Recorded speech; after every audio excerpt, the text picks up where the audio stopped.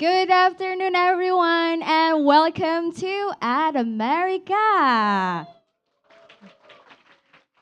Greetings of virtue, peace, and good health to all of us. How is everyone doing today? Fine, just fine.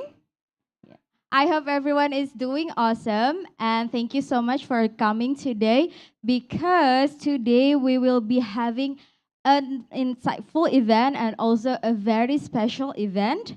And we are delighted to welcome you back to the another series of Meet the U.S. Embassy. Can we give another round of applause for this event?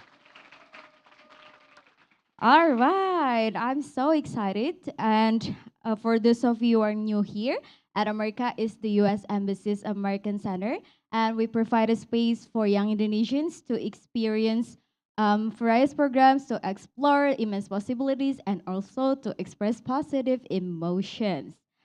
First of all, I would like to introduce myself. I am Hasna, and I'm one of the guides here in America, and I will accompany you all during this event.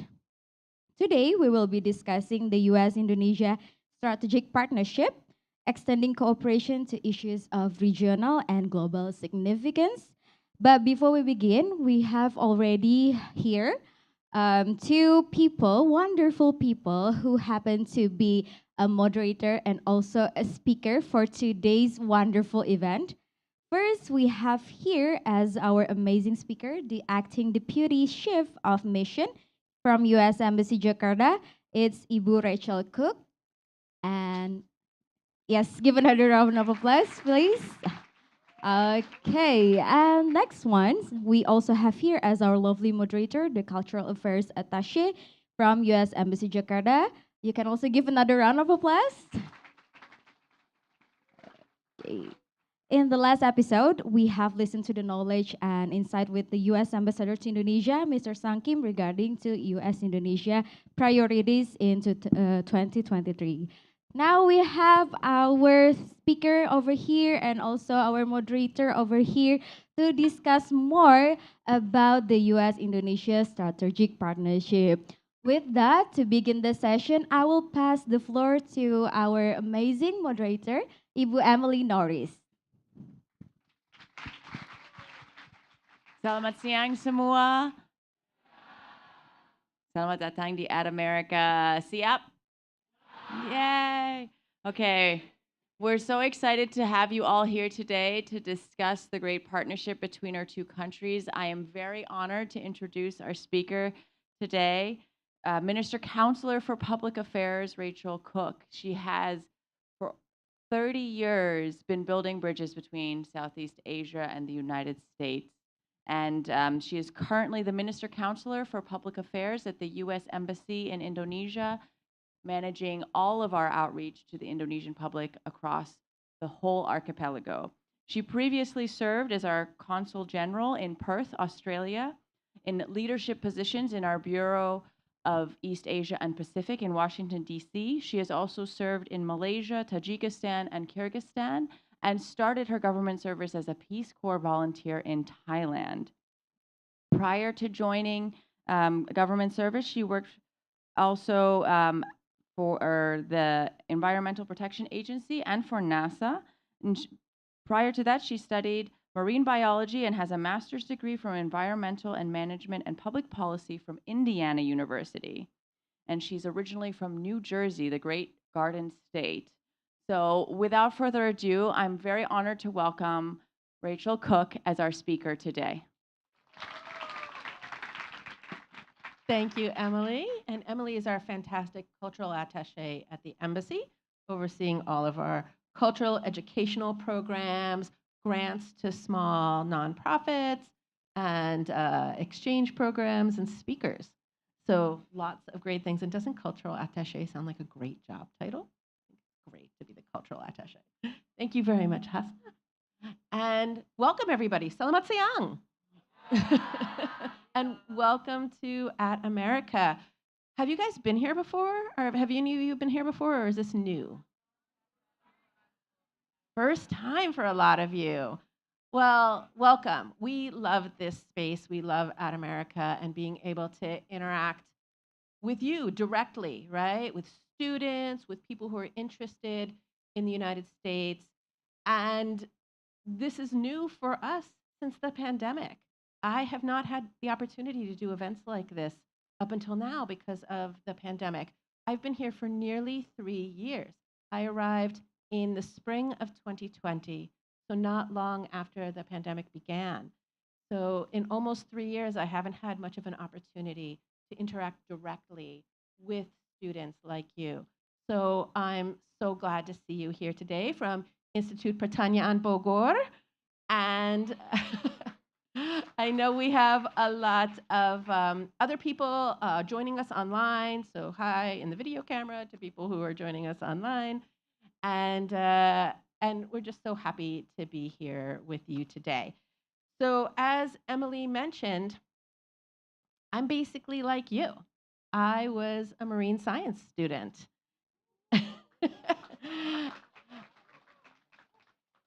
I absolutely adored it. I did both marine science and environmental studies. And later on, maybe in the Q&A time, if you want, I can talk about how I took my career in the sciences and sort of morphed it into a career in diplomacy and international affairs. And I also get to focus on international marine issues and environmental issues. And I love that I get to focus on both of those things at the same time. So I'm excited that you're the audience today. I was one of you, for sure. And today I'm going to basically be speaking about the broad arc of the United States' relationship with Indonesia. It touches like every issue, every sector we have a partnership with Indonesia on. And so I'm going to talk a little bit about each of those things and the history and the future of our relationship, right? The history is long, more than 70 years. So the United States initially supported Indonesia in the independence movement here in the 1940s. And in fact, we were a go-between country between the Dutch and the Indonesians to help the Indonesians prepare for their conference with the Dutch in 1949 to get independence. And so we worked directly with the Indonesians on that process and with the Dutch as sort of the intermediary and the go-between. And part of that happened in a building that is currently on, it actually has always been in downtown Jakarta, but it's on the location where our embassy is now. So there was a house, and there were people who were leading the independence movement for Indonesia in the 1940s. And in that house, they developed much of the documents that were used in independence with the Dutch. And that house is still standing. It is still there, and it is on the grounds of our embassy. So we turned the house into a museum because it's a really important part of Indonesian history. We call it the Heritage House, and we have now made it, since the pandemic has waned and people can come to the embassy, we've made it open to the public. So it's a museum about Indonesian history and partnership with the United States in independence. And you can all come and see it. If you're interested, there's a QR code, I think, on the screen behind me. It'll take you to the Indonesian or to the U.S. Embassy's website, where we have information on how to reserve a spot to come and do a tour of the Heritage House. So I hope you will consider doing that. So that's part of the long history, but you are part of the future, right? The future of the relationship between the United States and Indonesia. And now, over the past 70 plus years, we have developed a strategic partnership with Indonesia. So it's the Indonesia-U.S. Strategic Partnership. And via that partnership, we focus on several different priority issues. So these include increasing our economic development and trade, developing educational and people-to-people ties, which I imagine is something that is of interest to you, educational ties perhaps, strengthening our security partnerships, collaborating to fight emerging global threats like climate change or pandemics, right? And working together on those and supporting the democratic principles that underpin both of our countries, right? We are two of the world's largest democracies in the number 2 and number 3 size democracies in the whole world. India is the biggest democracy, and then the United States and Indonesia. So this is an incredibly strong, important part of our relationship that we both really focus on our democratic principles in our governance. So that's the big picture strategic partnership. And I think at this point, we might ask you a few questions about what you know about this. Yes, thank you so much, Rachel, for that great introduction. Hopefully it's an inspiration for you. And I want to turn it over to our e-guide. We have throughout today's program a couple of interactive sessions where hopefully you can engage, and we'll have some quizzes and polls. So I'm going to turn it over to Hasna now to walk us through our first poll. All right, thank you, Emily. So before we start the discussion, we would love to hear your thoughts about this event and also topics that we would likely to have today. So all audience, please grab your gadgets right now because we will be scanning the barcode, or you can simply go to www.mainty.com and enter the code 1418267. All right, we have here 31 people joining us. Okay, we want more than 31. We want all of you. I promise the questions are not going to be hard. All right, 50, still going? You can scan, just take your phone and scan. It's amazing now that we can connect so much through technology. All of our folks online, our online audience, are hopefully scanning and taking the poll at the same time with all of you. So we're really excited to hear what everyone has to think. All right, yes, indeed, we will have an interactive session later. So we already have 71. All right, I think we're good to go. All right, are you guys ready? Yes. All right, first question, choose the issue that is most important to you. You can choose any issues that you would likely to have today, you would likely to discuss about. First, we have climate change. Second, we have end of COVID-19 and better global health, environmental protection, maintaining peace and security, prosperity and a strong economy with good jobs, excellent relationships between Indonesia and other countries, vibrant and effective democracy, eliminating corruption, human rights for everyone, and last one, we have protections for the media. All right, the poll is going. There is no right or wrong answers, so feel free to choose any of issues that you would interested in. Okay. So far, we have climate change as the highest issue that is the most important to all audience here. Still going?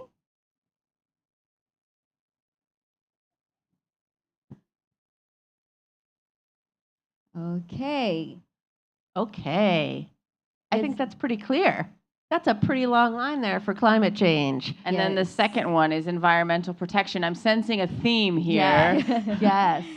So I was here last month with Ambassador Kim. I was the moderator for his Meet the U.S. Embassy event, and we had a student audience that were mostly students studying political science and international relations, and they had the human rights for everyone at the top. So that's number 2 here. So that's an interesting difference. And also things like the vibrant and effective democracy, which is toward the bottom here. But you are students who are studying environmental science and marine science. So this is not a surprise. And I think we have one more question, right? Yes. So it is exciting to have climate change to be the first topic because we will be having a net zero goal by 2030. So it's kind of related to our future goals. So second question. All right. Oh, these are some pretty cute little memes that Emojis. everyone's used to identify themselves with while taking the first. If you haven't used Menti before, you know, whenever you select a question, it goes through the little image. So Okay. Look at your phone. Trade between the United States and Indonesia supports job creation. How much did trade between the United States and Indonesia grow in 2021? Is it 5%, 15%, or 30%? And now it's a multiple choice. So you have to choose one of the three options. Time's up. Let's find out what is the answer. All right, the answer is 30%. Yes.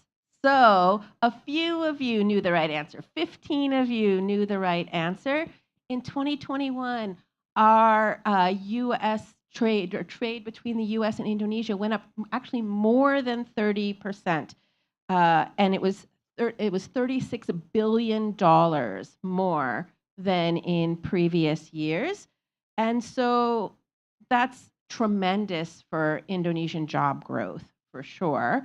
And also, as the third and fourth most populous countries in the world, there is a lot more room for growth. 30% is a lot of growth, but it could be 30% again and 30% again. There is a lot of room because the population of the United States and the population of Indonesia absolutely want to continue to have each other's stuff, basically, right? So more trade, more jobs, and we are working toward that. It's an important part of what we do. what are some of the great areas of trade that we have? I think you probably think of a few. So there's a lot of agricultural trade here, right? So a surprise, I think, for most Indonesians is that the tempeh that you enjoy, 90% of it comes from U.S. soybeans. So Every time you eat tempeh, you're partaking of the trade between our two countries. Isn't that great? it is, it's amazing. And delicious.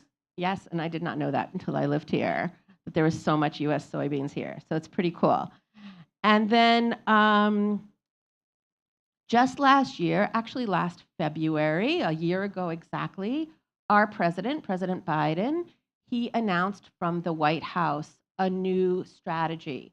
We call it the Indo-Pacific Strategy, and it's a way to build the relationship between the United States and all of the countries of the Asia-Pacific area, right? In the Indian Ocean and Pacific Ocean countries.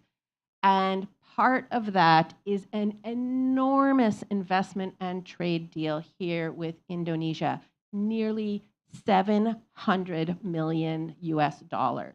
Wait, what was that number again? Nearly 700 million US dollars. 700 million. In It's big. the Millennium Challenge Corporation Compact, it's called the MCC Compact. It specifically focuses on investments in food security, making sure everybody in Indonesia has all the food that they need.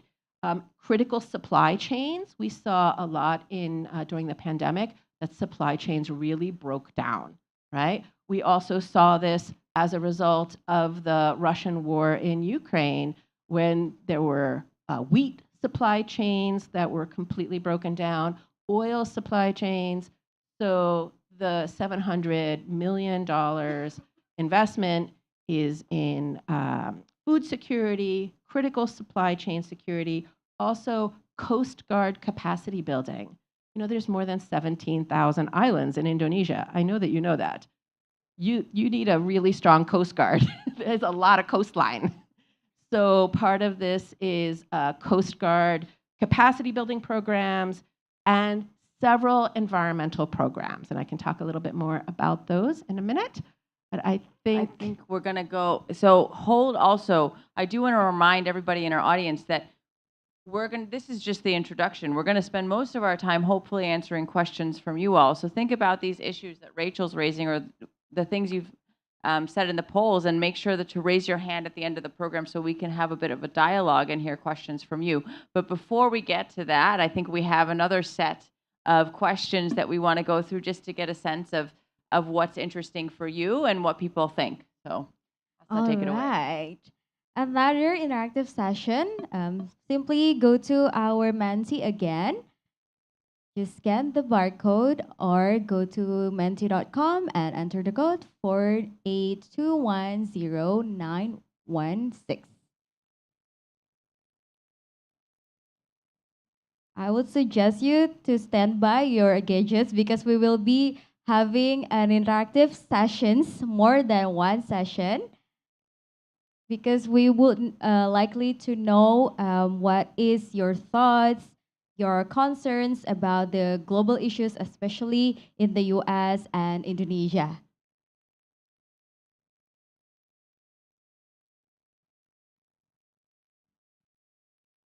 So remember, you also got to be quick. I think you get a special score if you're very fast in answering your Menti Yes. questions, right? So scan that barcode. Okay. 70. Let's go to see our second quiz. First questions of the second quiz. Okay, there are your avatars that you have chosen earlier.